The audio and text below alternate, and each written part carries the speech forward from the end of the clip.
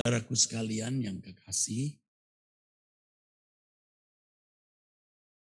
saya menegaskan setelah beberapa kali saya kemukakan, saya tegaskan bahwa kekristenan yang dikenakan banyak orang Kristen hari ini bukanlah kekristenan yang diajarkan oleh Tuhan Yesus.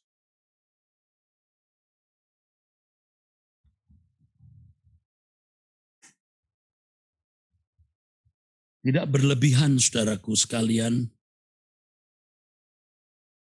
kalau saya sampaikan kepada saudara-saudara bahwa hampir saudaraku,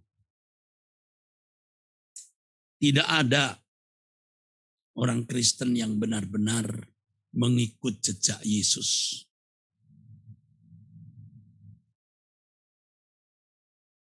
Ini berarti sedikit sekali orang yang benar-benar memiliki kekristenan yang sejati. Kalau jujur saya juga mengatakan, walaupun saya menjadi pendeta yang prestasi, atau bisa dikatakan berprestasi, karena banyak mahasiswa-mahasiswa saya ingin memiliki prestasi seperti saya. Menjadi pimpinan sekolah tinggi teologi, ya, waktu itu maksud saya, bukan sekarang. Waktu itu mengembalakan jemaat yang terus berkembang, dianggap sebagai, kalau di lingkungan sinode lama termasuk gereja yang lumayan besar, nama saya juga cukup dikenal. Lalu persembahan ke sinode termasuk urutan yang keempat, kelima, dari sekian belas ribu gereja saudaraku.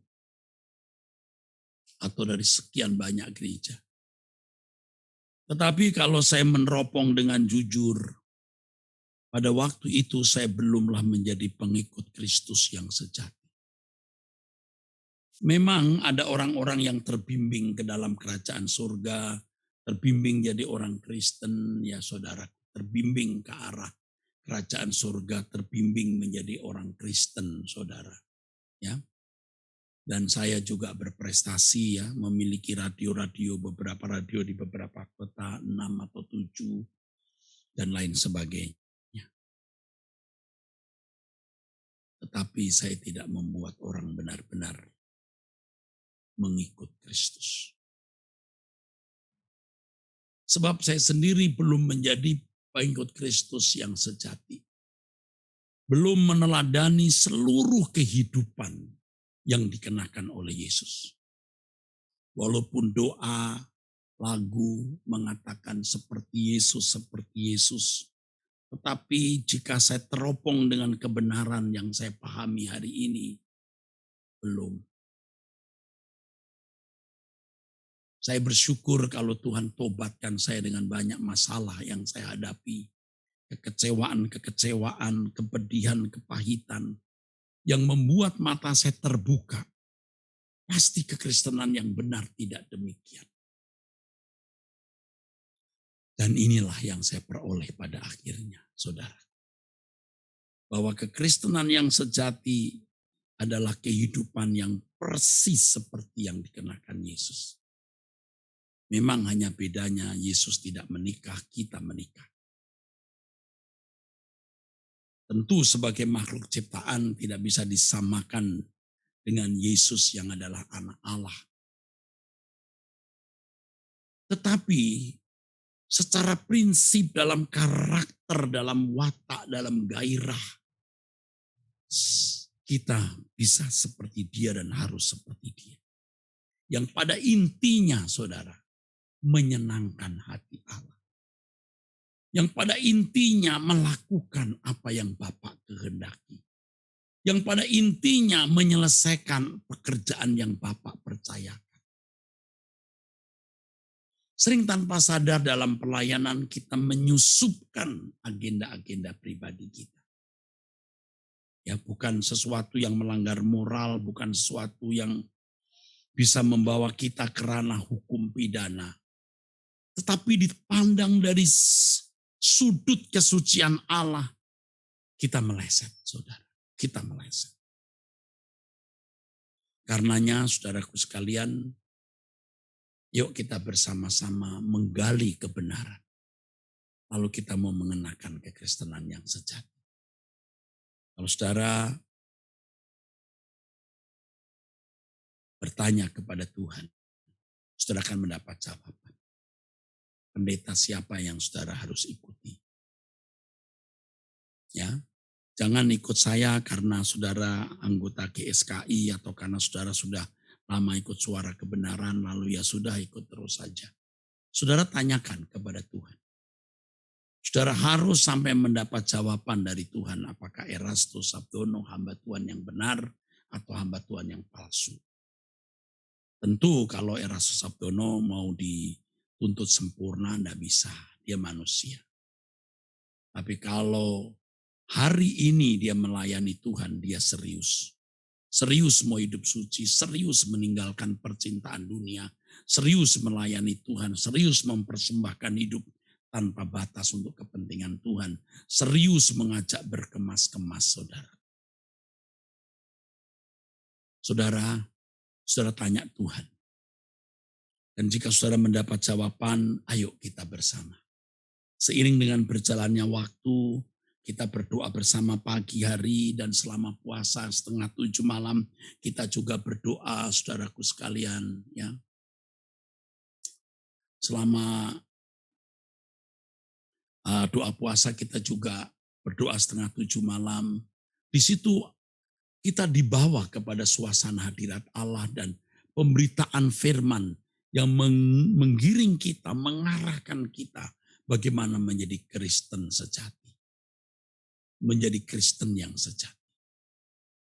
Dan tentu saya sebagai yang dipercayai untuk menyampaikan firman Tuhan, saya berusaha untuk membersihkan pikiran saya dari setiap hal yang tidak patut saya pikirkan. Saya tutup pintu hati saya untuk semua hal yang tidak patut saya pikirkan yang masuk di mata maupun telinga saya. Supaya saya bisa mendengar suara Tuhan setiap saat. Dan itu yang tadi saya minta ketika kita doa pribadi. Aku minta supaya aku bisa mendengar suaramu terus menerus dan berdialog dengan Tuhan. Saudara. Supaya saya bisa menyampaikan kebenaran-kebenaran yang membawa saudara dan saya sendiri menjadi Kristen sejati. Bagaimana Kristen sejati itu? Bagaimana Kristen seperti yang diajarkan Yesus? Di zaman kita hari ini, saudara. Sebab kekristenan yang menjadi lembaga keagamaan itu Kristen yang palsu. Yang memang tidak membuat orang jadi brutal, jahat, biadab. Tetap bisa mengkondisi orang jadi Kristen yang baik atau orang beragama yang baik. Tapi meleset.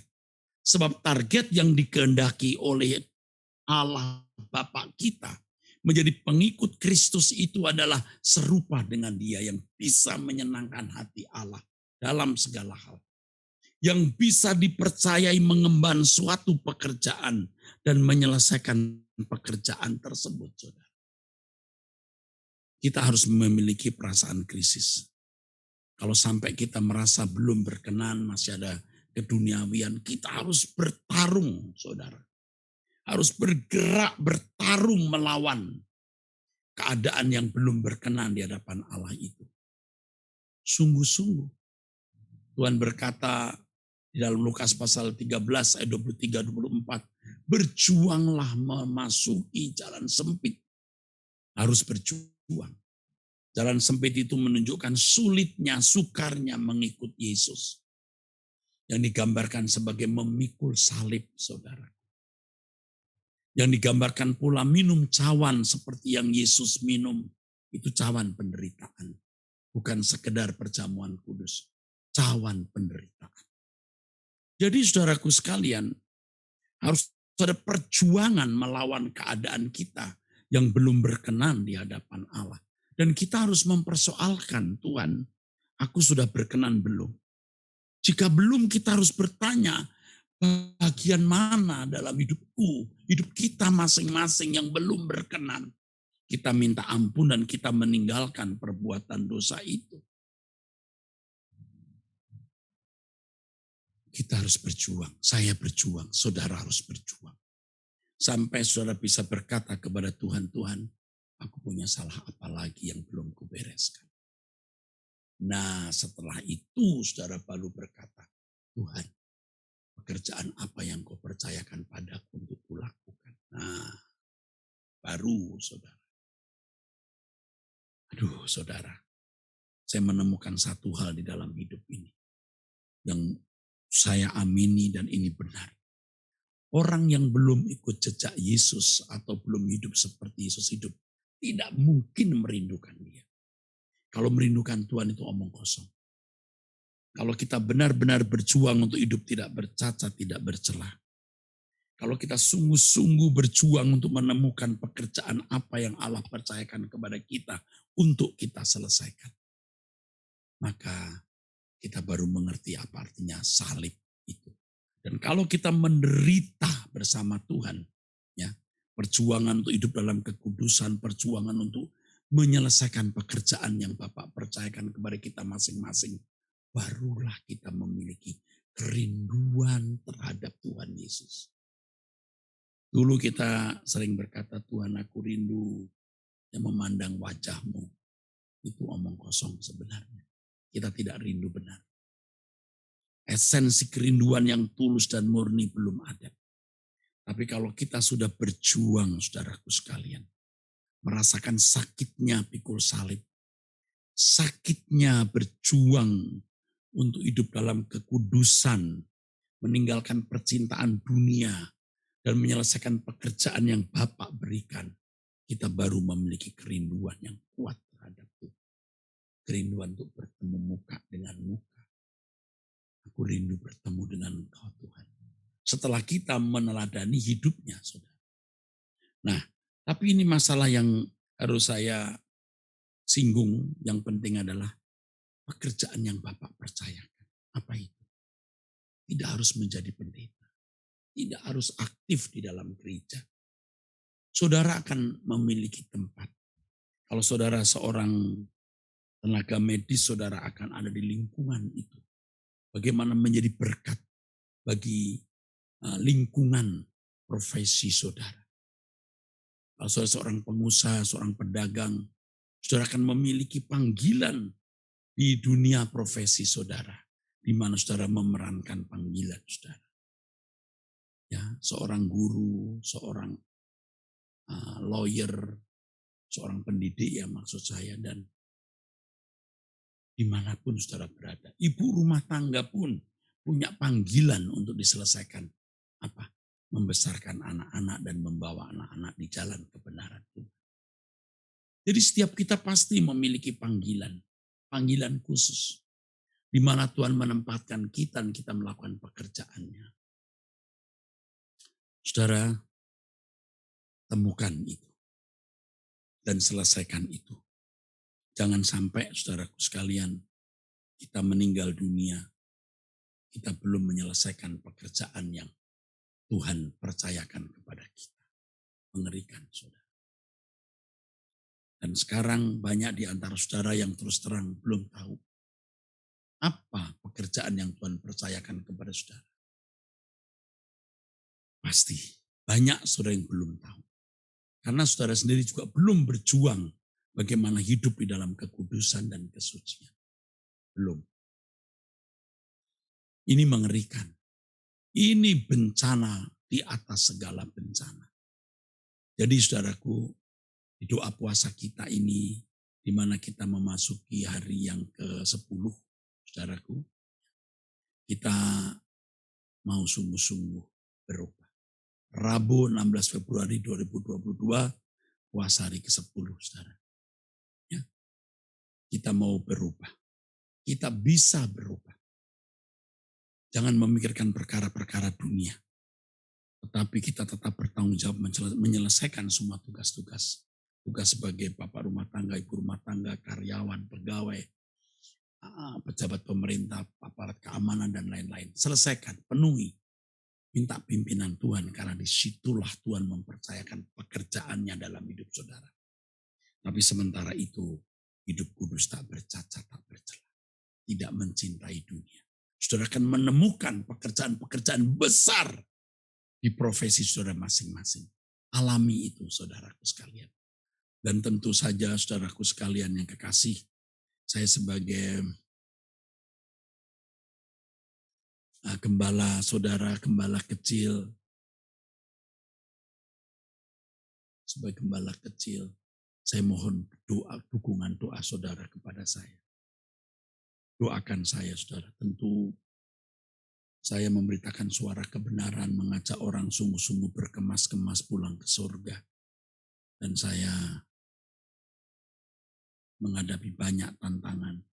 Kuasa gelap mau menghentikan laju perjalanan ini.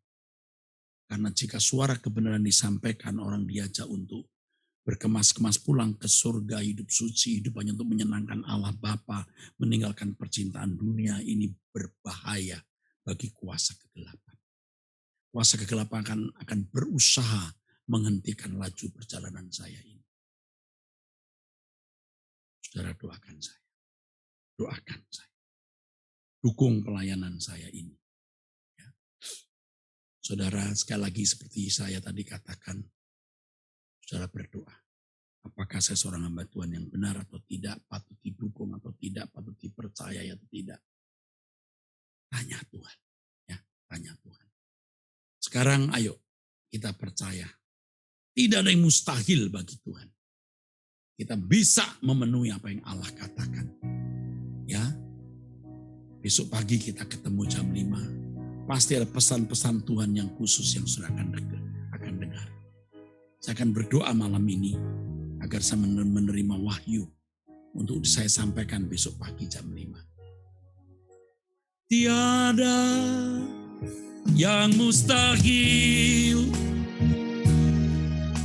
tiada yang mustahil, tiada yang mustahil bagimu. Ajaiblah kasih-Mu. Tiada yang mustahil, tiada yang mustahil, tiada yang mustahil bagimu. Besarlah kuasa-Mu. Tiada yang mustahil. Tiada yang mustahil. Tiada yang mustahil. Tiada yang mustahil bagimu. Ajaiblah kasih-Mu. Tiada yang mustahil, tiada yang mustahil, tiada yang mustahil bagimu. Besarlah kuasa-Mu. Angkat tangan saudara. Berkat dari Bapa di surga, kasih sayang Tuhan Yesus Kristus dalam persekutuan Roh Kudus turun atas saudara, menyertai saudara sekalian saat ini sampai selama-lamanya. Amin. Amin. Tuhan memberkati saudara-saudara sekalian. Sampai jumpa.